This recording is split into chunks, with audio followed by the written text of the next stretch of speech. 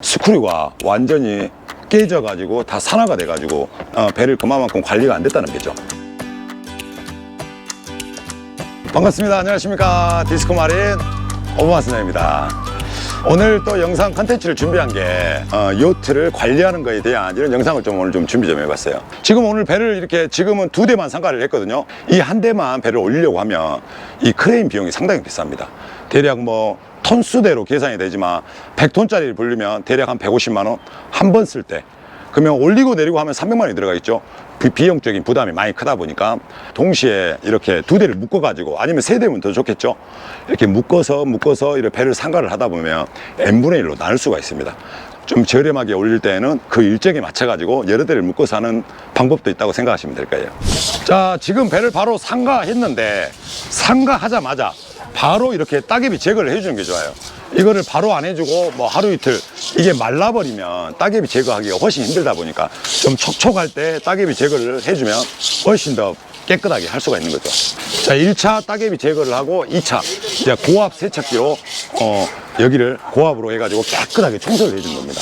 그 고압 세척을 해주는 이유가 지금 이 따개비를 바뀌었지만 이런 보이지 않는 틈새에 이런 이물질이라든가 먼지라든가 이런 게 많으면 다음에 이제 다 끝나고 나서 에이프라는 도장을 할 때 페인트가 제대로 굳지 않거든요. 그런 부분을 하기 위해서 깨끗하게 청소를 해준 겁니다. 지금 이 오른쪽에 계시는 이사님이 선주분인데 이 선주님께 제가 한번 물어보겠습니다. 이사님 지금 뭐 하고 계십니까? 네, 안녕하세요. 예. 네, 오랜만에 저희 배를 올리게 돼서 네네네. 지금 저희가 상가에 놓고 지금 따개비 작업을 하고 있습니다. 아, 그래요. 네. 배 관리 상태가 너무 안 되는데요. 네네네. 저희가 이렇게 자주 해야 되는데 네. 한 3, 4년 정도 된 것 같습니다. 그래요. 저희 선주님도 요트에 입문하신 지가 얼마 안 됐습니다. 그러다 보니까 배에 대한 이런 전문적인 이런 부분이 좀 부족한 부분이 있는데, 배를 상가하면서 또 이런 부분을 선주님이 다 배워갈 수가 있거든요. 오늘 또 해보니까 또 쉽지만 않죠. 네, 생각보다 예. 미더덕 같은 이물질이 너무 많이 있는 것 같습니다. 그렇죠. 해야 할 게 엄청 많을 겁니다. 네. 배는 정말 열심히 관리하고 해야지 그렇죠, 자기만의 포트 생활을 할 수 있을 것 같습니다. 네네네. 이 배는 이탈리아 제품입니다. 아지무트 43피트입니다. 자, 이 배가 너무 고급스러운 배인데, 너무 좋은 배인데, 이 배 선주님이 관리를 너무 안 한 나머지 제가 본 배들 중에 거의 뭐 1위급으로 심각하다고 봐야 됩니다. 자, 제가 지금 밑으로 한번 보여드릴게요. 지금 왼쪽에 이 스크류를 한번 봐보세요. 스크류가 완전히 깨져가지고 다 산화가 돼가지고 뭐 날개가 4개인데 거의 2개가 없다고 봐야 되겠죠. 그리고 이런 샤프트나 이런 뒤쪽에 들어가는 아노드 징크라는 게 장착이 되어 있어야 되는데 아예 뭐 그냥 쪼가리도 안 붙어 있습니다. 배를 그만큼 관리가 안 됐다는 거죠. 저희 스크류 전문가 이렇게 사장님이 오셔가지고 스크류를 지금 이제 풀어가지고 수리를 하는 과정을 영상으로 보여드리겠습니다. 이쪽은 좀 사장님 이거 재생을 해도 될까요? 이쪽은 네네네. 이쪽은 좀 이게 이 부분은 좀 재생을 해서 사용을 해도 큰 문제가 없겠네요. 네. 근데 저 부분은 뭐 재생으로 해야 될까요? 안 그러면 저거는 맞춰야 돼요. 저거는 맞춰야 됩니까? 지금 저 사장님하고 저도 제가 육안으로 봤을 때 예전에 한번 스크류가 손상이 된 거를 재생을 해가지고 여기 사용을 했다고 하네요. 근데 보니까 그 자리가 또 떨어졌습니다. 되도록이면 재생을 이렇게 안 하는 게 좋습니다. 지금 국내에 뭐 이런 스크류가 귀성품으로 나와 있는 게 아니고 이런 해외에서 또 배송돼야 되고 이런 물건을 찾기가 쉽지 않다 보니까 스크류를 만들어주는 집이 있습니다. 그 업체에 가가지고 저 날개가 손상이 된 부분을 본을 뜬다고 해야 되겠죠. 표본을 떠가지고 새 것처럼 다시 주물로 부어가지고 이렇게 만드는 과정이 있습니다.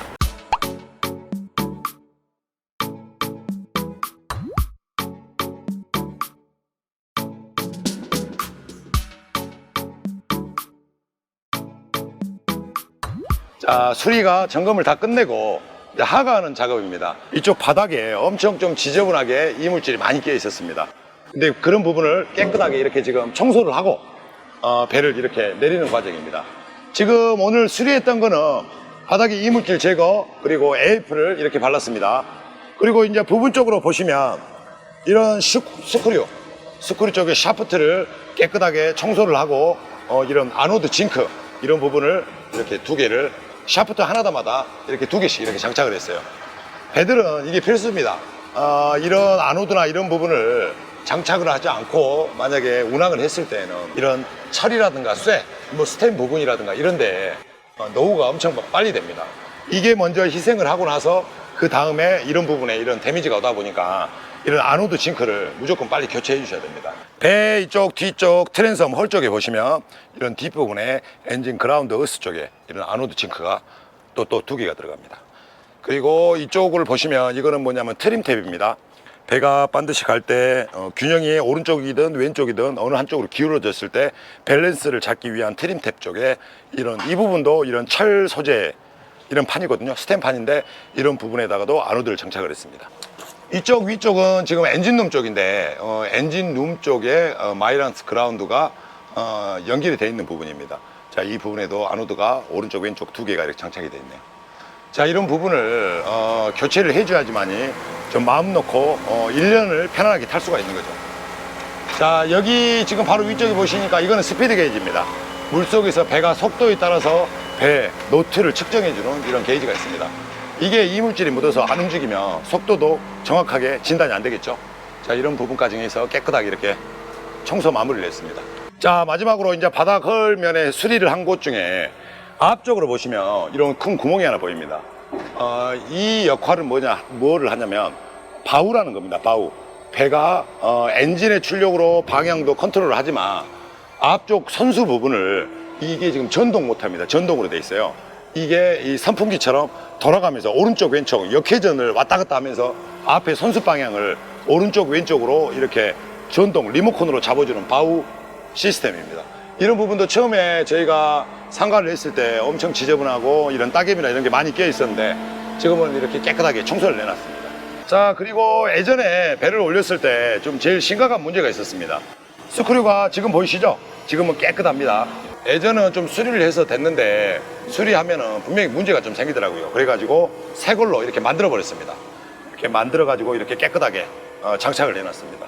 적어도 1년에 한 번, 많게는 2번 정도를 올려가지고 이렇게 수리 정비를 해 놓으시면 제가 언제든 마음 편안하게 안전하게 바닷가에서 운항할 수 있습니다. 자, 이제 마지막으로 배를 이제 내리는 중입니다.